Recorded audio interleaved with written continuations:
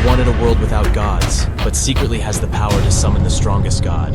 As Yukito is carried by thousands of muscular men to the top of the hill for the Musubi ritual, a succession ceremony, led by his father, the leader of the questionable cult, he realizes the gravity of the situation. The ritual requires him to overcome death by surviving underwater for 3 days and emerge as the new leader of the sect.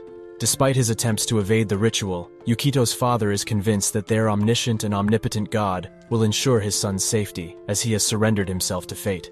Without a choice, they throw him off the cliff into the water, and Yukito's life flashes before his eyes. He has always suffered due to his father's unreasonable demands, making him an outcast in school, burning in fire, and enduring beatings during training. Even in high school, when he hoped his life would turn around, it was just a series of unfortunate events one after another.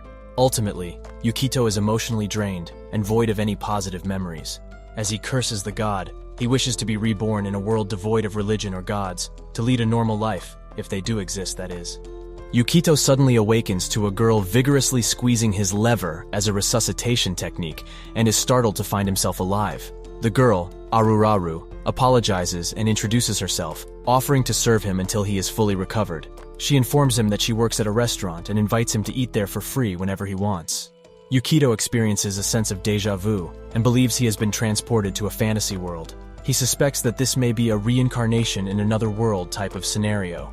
Curious about the guild, Yukito questions Aruraru, but she has no idea what he is talking about and interprets his inquiry as a request for employment in the village. Yukito is excited to be in an alternative world, filled with swords and magic. He is relieved to be done with his previous life and eager to make up for lost time, but he had hoped for a more thrilling start to his adventure than a farming quest.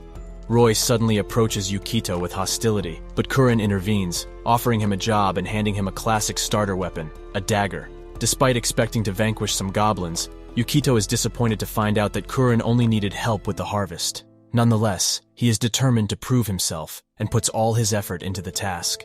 They end up harvesting an abundance of fruit, but unfortunately, they have more than they can use and must throw out the excess. Drawing on his knowledge from his previous life, Yukito decides to make wine from the surplus fruit, which earns him praise from the villagers. Despite having worked hard for a month, Yukito has yet to experience any of the exciting adventures he had anticipated. Shiruriru, Aruraru's older sister, allows Yukito to live in the eatery that they run. Yukito has made some eccentric friends who are eager to have fun, but he is still waiting for his life of swords and magic to begin. While working the land once again, the villagers suddenly start running away from the forest.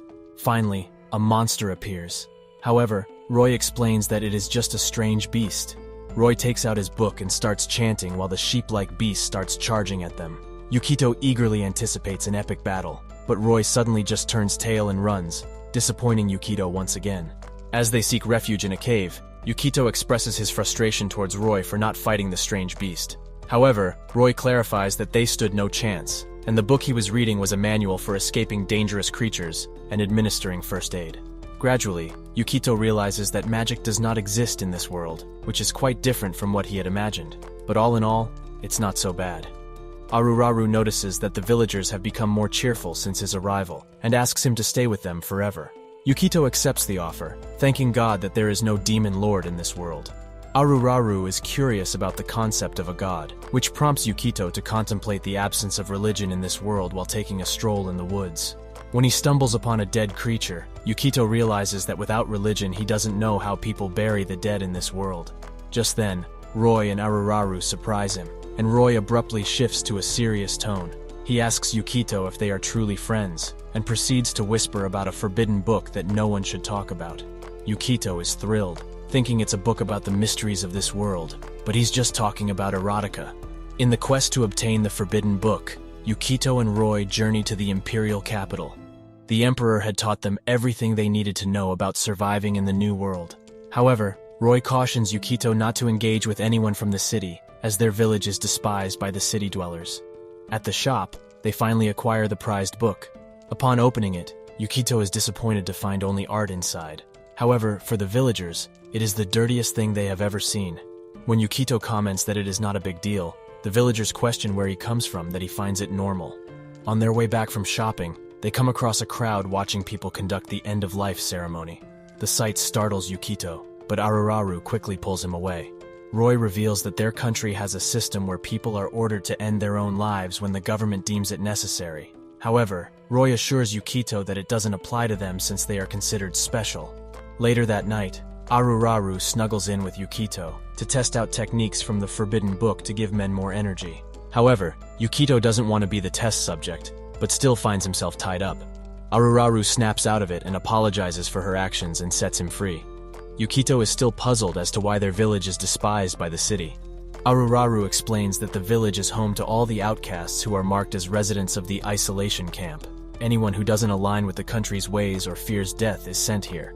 She is delighted that Yukito is not disgusted by their presence, and instead eats, laughs, and teaches them new things. They are even allowed to touch him in various places. Yukito admits that the villagers are the first friends he has ever made, so they are in the same situation. During the interaction, Aruraru notices Yukito's necklace, which is the only item he brought with him to this world. It reminds him of the sect he belongs to, and he decides to give it to Aruraru as a gift. She is overjoyed and leaves for the night, pleased to have met him.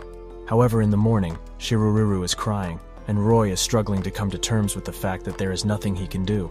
Yukito discovers Roy beaten up in the yard and learns that the villagers are being targeted as deviants, and their lives are being taken from them by force. Today, it was Aruraru and her sister's turn. Yukito can't accept it either. Kuren shows up with a caravan, and they go in pursuit. Aruraru had to witness her sister's life being taken away right before her and is about to be next. But suddenly, Yukito jumps off the caravan and beats up a few soldiers, but is quickly surrounded. His anger only grows when he sees the older sister and fails to comprehend what makes them deviants for simply fearing death. The commander justifies their actions as a duty and slashes Yukito, then takes Aruraru's life in front of him. Yukito can't fathom why the kind villagers had to die, so he clings to his talisman and pleads for the one true god to save them. Suddenly, a beam of light envelops the talisman, which flies into the sky, clears the clouds, and from the sun transforms into a girl who descends to earth. She displays her power and is relieved that Yukito called upon her, stating that he can't survive without her.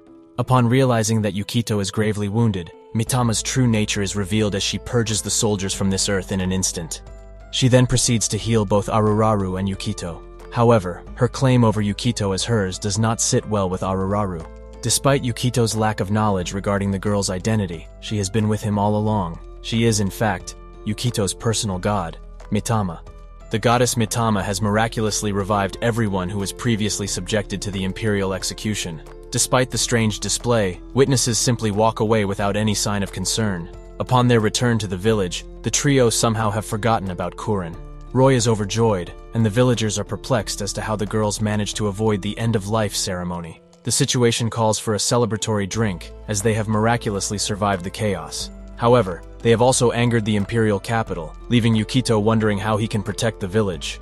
Unfortunately, they have no chance of winning a battle, neither economically nor militarily. Their only hope is Mitama, though the villagers remain unaware of the consequences her actions have brought upon them. In Aruraru's room, Mitama is behaving erratically, calling out for Yukito. Aruraru intervenes and asks about her relationship with Yukito, given that she had hugged him while naked. Mitama explains that she is Yukito's god, though the sisters have trouble comprehending the concept of a god. She clarifies that they are destined to be together until death, and Yukito belongs to her. Aruraru is shocked by the revelation, given that she has feelings for Yukito herself and believes he is married to a young girl. Mitama, however, is relieved to see that Yukito is admired in this world and gives her blessing to Aruraru. At the pub, Yukito asks Kuren about the country and the concept of end of life. He wonders why a person's life should be terminated compulsorily, and Kuren informs him that it was established by the emperor hundreds of years ago. Suddenly, Mitama jumps on Yukito, startling everyone. He explains that they come from the same country and have known each other for a long time. Drunk Roy notices Mitama and boldly asks her to be his bride, but Mitama is disgusted and calls him filth. Her rejection is so strong that Roy goes ape bananas, disgusting everyone, including Kuren. As a result, he is used as a target for blindfolded knife-throwing practice. Determined to uncover Mitama's true abilities, Yukito asks her about her godly powers. He is astonished to learn that Mitama can do anything and is the strongest god in existence. Yukito wonders if she could defeat an imperial army with ease. This discovery is a game-changer for him, and he is delighted to have found his cheat code for the new world. Mitama decides to demonstrate her abilities to Yukito, but only creates a cup of wine and spills it on Roy, who is now treated like garbage by the girls. Yukito hopes that this is not the extent of Mitama's abilities. Baffled, she checks her followers, only to find that she has none. The more followers a god has, the more powerful they become, but no one believes in gods in this new world.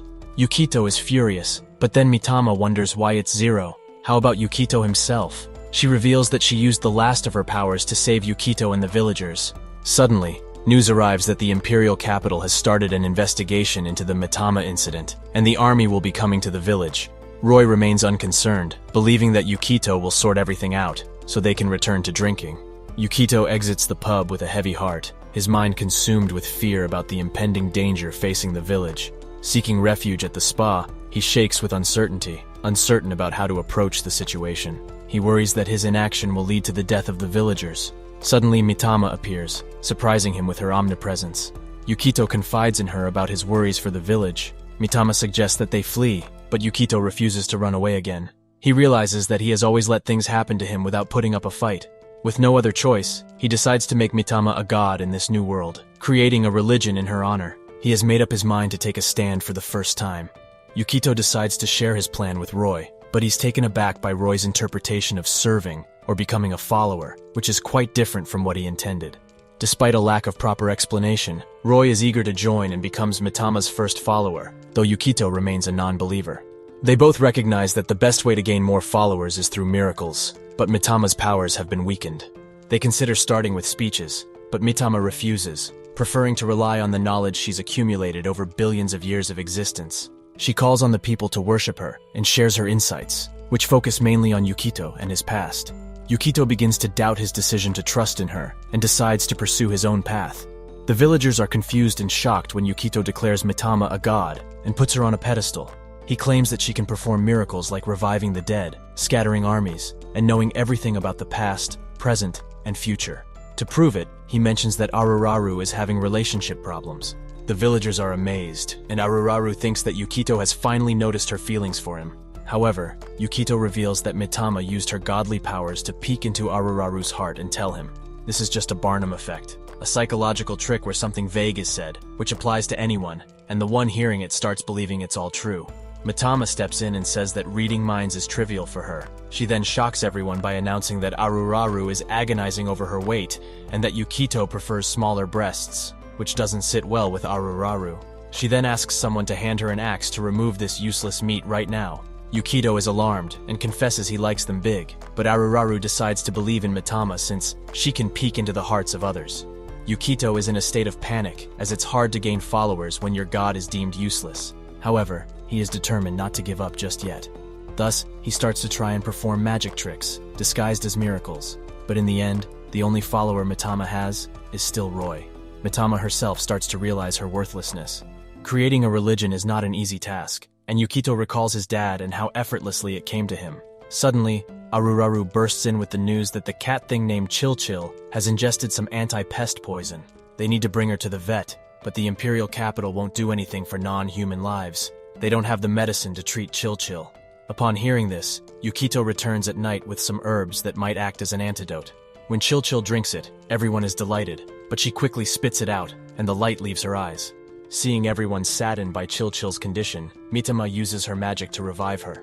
The girls are amazed, but Mitama herself is exhausted. That was all the power she received from the perverted follower. After checking the number of followers, she perks up as it has increased to 3. She suddenly has an abundance of power and claims that the girls are somehow special. Yukito surmises that the way someone becomes a follower affects the amount of power Mitama can use. The girls witness Mitama's godly powers firsthand. On the other hand, Roy is different. Mitama wants to prove her omnipotence, and Aruraru has a favor to ask. She wants to bring the soldiers from the capital back to life. Yukito is unsure if it's a good idea, especially the Bertrand guy, but Mitama is already on it, and with a poof, they are brought back to life. However, they see someone they don't recognize, a naked woman who turns out to be Bertrand.